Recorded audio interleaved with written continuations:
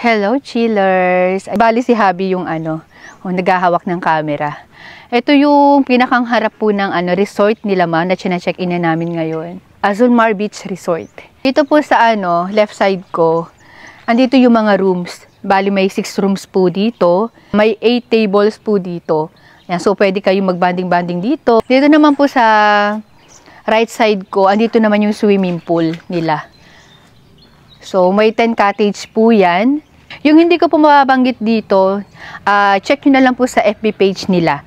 Diyan na rin po kayo mag-inquire. And shout out po kay Ma'am Teresa. Ayan, siya po yung makakausap nyo. Pasok tayo dito. Tsaka ang linis. Ang linis po dito. Ito po yung mga rooms nila.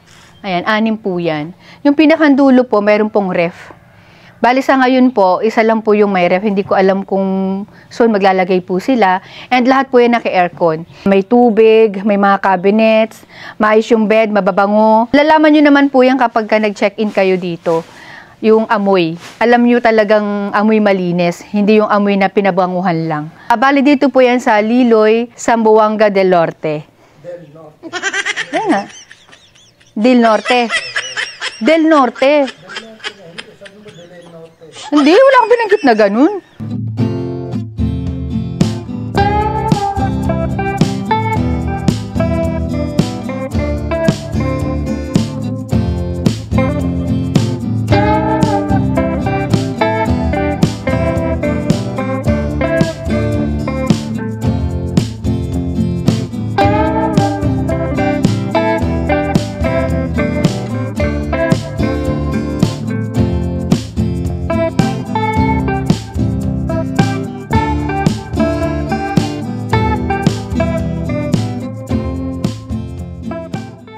So, ito yung kanilang office. Mag-e-enjoy kayo dito kasi tahimik. Pwede nyo itong i-occupy ng kayo-kayo lang. Halos kasya dito ang 30 packs. Mahigit pa. Sa laki nito at lawak.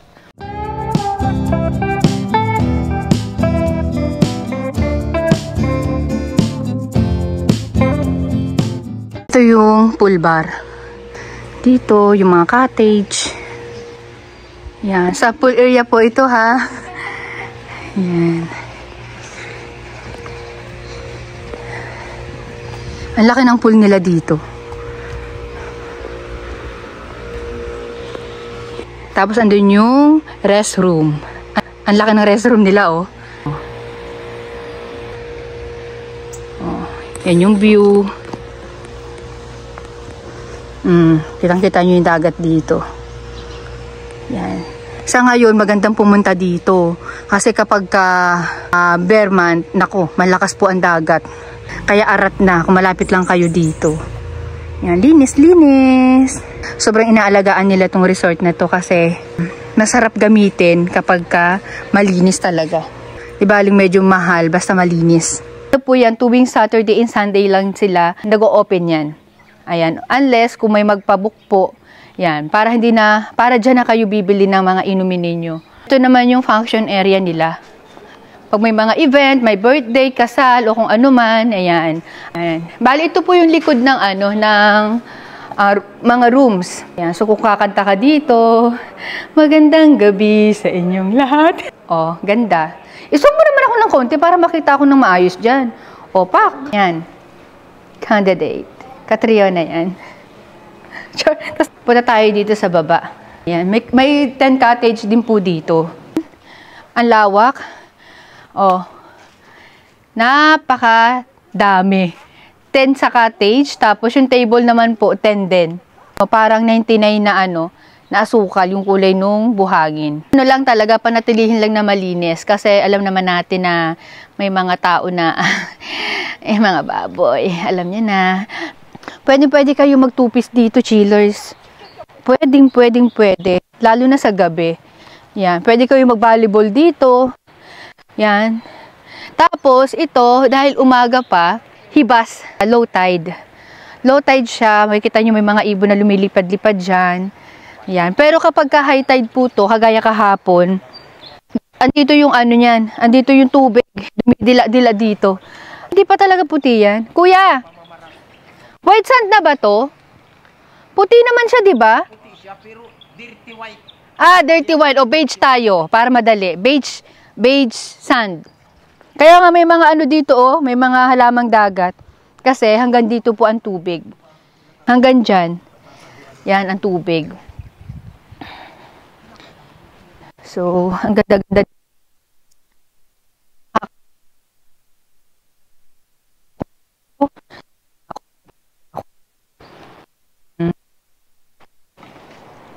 Yan, shout out sa mga taga Ilocos. Sa Ilocos po yung pinupuntahan ko ganito din. Kaya lang mas maibon dito. Ayun, so papakita ko naman sa inyo yung likod ng resort kapag nandito ako sa dagat.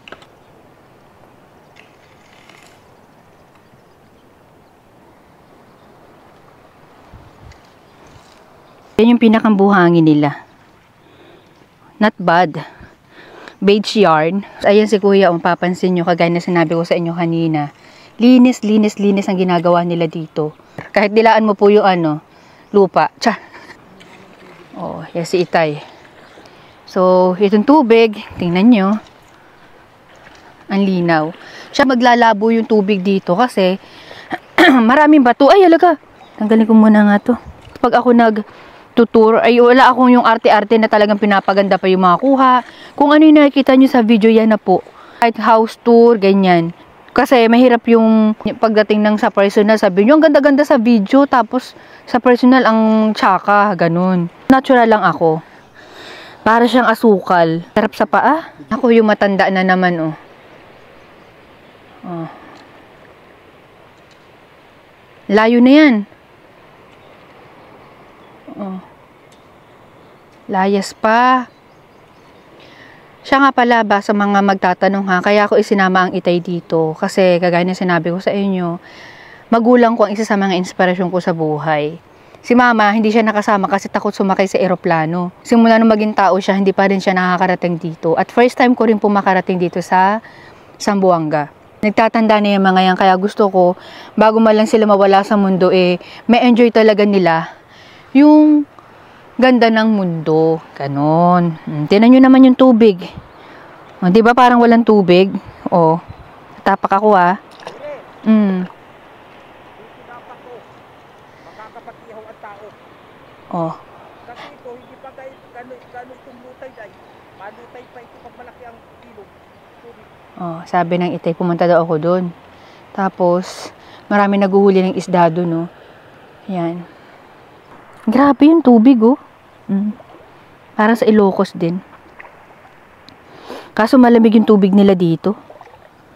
Maalat kaya to? Normal, dagat to eh. Kaya pa, sarap-sarap dito. Makakalimutan mo yung mga problema mo sa buhay. Malilimutan mo yung ex mo. Tsa. Ayun, oh. Parang naku-curious ako dito. Sa Ilocos, hindi ganito kalamig yung tubig dun. Kanina nga, nung pumunta kami sa palengke, yung may area na malamig, may area na mainit. O, ayan na naman sila, naglilinis na naman. Malambot ba to? Yan o, yung part na yan. Puntahan ko nga. Hindi kaya ako masisi dito. Kahit mahulog ang kwintas mo dito, makikita mo pa rin. Ah, malambot pala siya. Ano siya, yan yung parang damo ng malambot. Baka kasi may shell. Pero ito malambot din to. Yan ko nga. Matigas pala. Ay. Buhangin ka dyan. Bato yan. Buhangin. O yan, may halong buhangin. Oh, yung ganda dito. Yung nagbibidyo-video rin si Itay dun, oh. Naku, panoorin niya to sa TV.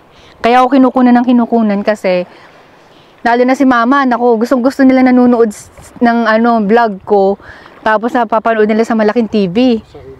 Yung sarili nila, kaya kinukunan ko talaga ng marami. Di baling wala na masyadong manood, basta ang masaya magulang ko. Bahala kayo dyan. Ang hirap kayo gumawa ng clip, ng video, tapos yung iba dyan di nanonood, kakainis kayo dyan. Di ba? Para tuloy okay lang na mainitan ako ngayon. Nag-enjoy ako. Ay, mahaba pala hanggang doon. Okay lang mabasa. Matutuyo naman yan. Ang puti na dito, oh. Mag-my day kaya ako. Wala, nakalimutan ng resort. Diba? Oh. Work it kayo. Work it, ibabayad nyo. Pasensya na kayo, ha. Nag-i-enjoy talaga ako.